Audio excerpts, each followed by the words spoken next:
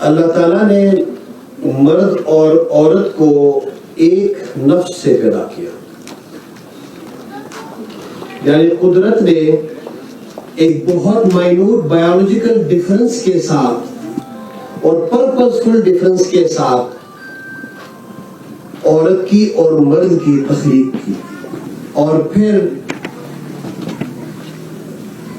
As a society آج سے نہیں بلکہ صدیوں سے ہم نے عورت کے گرد ایک دائرہ کھینچا، اور اس دائرے کے اندر اس کی مینووربلٹی، اس کی کیپیسٹی، اس کی انٹیلیکٹ، اس کو ہم نے قید کیا۔ ابھی وہ دائرہ کیا تھا؟ شاید وہ دائرہ غیر شعوری طور پر کریٹ ہوا کہ صدیوں پہلے جب انسان سسٹننس کی تلاش میں، اپنی روزی کمانے کی تلاش میں اس کو مسلز کی ضرورت پڑتی تھی، اس کو اپنے جسم کی طاقت پہ انحصار کرنا پڑتا تھا، تو ظاہر ہے عورت تو مرد کے مقابلے میں اس جسمانی قوت اور مسل سے محروم تھی۔ یہاں سے عورت کی سپیس مرد نے لینا شروع کیا، اور لیٹسٹ جو ماڈرن مشینری ہے اس نے مرد کے مسلز کو بھی ریلیونٹ کر دیا، یعنی روزی کمانے کے لیے اب آپ کو مسلز کی ضرورت نہیں رہی، صرف ایک مسل کی ضرورت رہی جو کہ مرد کے پاس عورت کے پاس یکساں تھا۔ لیکن چونکہ پروگرامنگ صدیوں میں ہو چکی تھی، اور اس پروگرامنگ کے نتیجے میں سوسائٹی نے عورت کو پھر بھی وہ مقام نہیں دیا کہ کلچرلی اور مس انٹرپریٹیشن آف ریلیجن اس نے انسان کو جنت سے نکالے جانے کا ذمہ اور الزام بھی اما ہوا پہ ڈال دیا۔ عورت کو as a proxy of devil بتایا گیا، اس کو ناقص العقل بتایا گیا، اس کو ارض کے ایک خطے میں نہیں بلکہ تھرو آؤٹ دی ورلڈ یہ دائرہ کھینچا گیا۔ اس چیز کا تھا، یہ دائرہ تھا ڈینائل کا، دو چیزوں کی ڈینائل کا، ایک ریسورسز کی ڈسٹریبیوشن کا، بیٹے پہ خرچ الگ، بیٹی پہ خرچ الگ، اور اس کے بعد جو دوسرا تھا جو تفریق تھی وہ اپرچونٹیز کا تھا۔ وہ اپرچونٹیز جو مردوں کے لیے ہے وہ اپرچونٹیز عورتوں کے لیے نہیں کرنے کی، تو کس ڈومین میں بات ہوگی؟ اس کے صرف دو پہلو،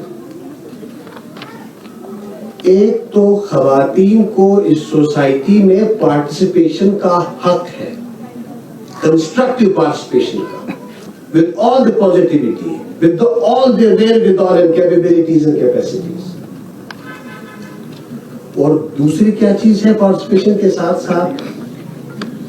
پارٹنرشپ ان ڈیسیژن میکنگ، کہ ہم خواتین کو فیصلے کرنے میں پارٹنر بنائیں۔ اس دائرے کو میں ڈیفائن کروں جو میں نے دائرہ بتایا تھا، جو پیراڈائم کا دائرہ ہے، اس دائرے کو ہم دوسرے الفاظ میں جینڈر گیپ کہتے ہیں یا جینڈر ڈسپیرٹی کہتے ہیں۔ اور یہ ڈسپیرٹی کیا ہے؟ ایک مختصر کیلکولیشن آپ کیجئے، آپ کو اندازہ ہو جائے گا کہ جینڈر گیپ یا ڈسپیرٹی کیا ہے۔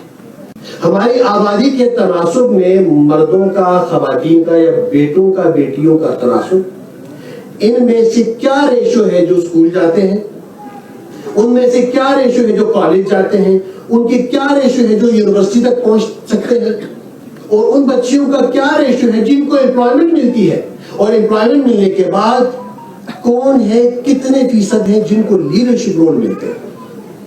جب آپ کے پاس کیلکولیشنز آ جائیں گی تو آپ کو پتہ چل جائے گا کہ یہ دائرہ ہے کیا، یہ جینڈر گیپ ہے کیا، یہ جینڈر ڈسپیرٹی ہے کیا۔ میں کوئی مذہبی اقدار یا کلچرل اقدار سے تصادم کی بات نہیں کر رہا۔ within the limits defined by our religion and defined by our culture، ہم خواتین کو امپاور کر سکتے ہیں کہ ہماری بیٹیوں کے لیے جو اپرچونٹی آپ کو ملے، grab it، grab the opportunity۔ آپ کی ارد سکسیس سٹوریز ہیں، follow them۔ دوسری بات، عورت کو امپاور ہونے کے لیے مرد بننے کی ضرورت نہیں ہے.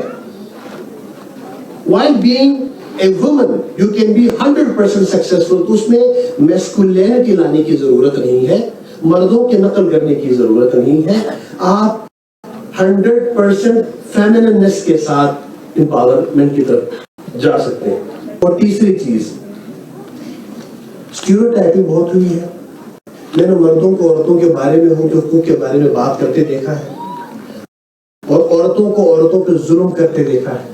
تو جب ہم خواتین کے امپاورمنٹ کی بات کریں تو خدا را اس کو دوسرے ڈائریکشن میں, ہیراسمنٹ کی طرف, ریپ کی طرف اور دوسرے ڈپریویشن کی طرف اس کو لے کے نہ جائیں. Let empowerment be empowerment. اور انشاءاللہ مجھے یقین ہے کہ آنے والے دنوں میں ہماری گلگت بلتستان کی مائیں بیٹیاں لیڈرشپ رول میں. آخر میں ایز اے پلیٹ فارم استعمال کرتے ہوئے I want to convey message to Gilgit Baltistan government. It's unfortunate کہ ہماری کیبنٹ میں کوئی خاتون نمائندہ نہیں ہے. It's unfortunate کہ women empowerment پہ بات کرنے کے لیے ان کی فیمیل ریپرزینٹیٹو نہیں ہے.